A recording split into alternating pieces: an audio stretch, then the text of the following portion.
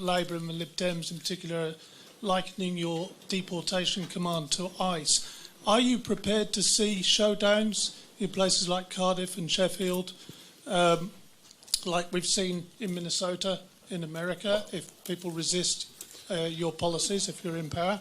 I want to make the point, though, I know it's very tempting and somewhat inevitable that people are going to make a comparison between, what we're proposing, UK Deportation Command, and ICE in America. Look, I've spent a lot of time in America, and look, there are more firearms in America than humans.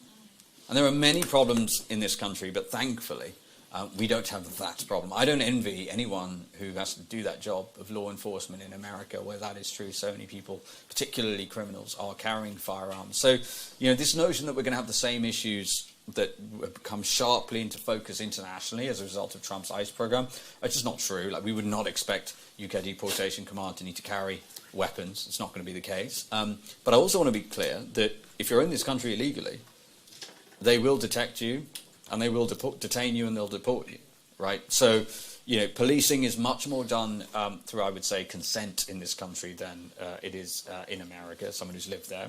So I think we need to be nuanced about this. If your question is, are we going to have the kind of situation that we saw in Minnesota, in Britain, as a result of our deportation program? No.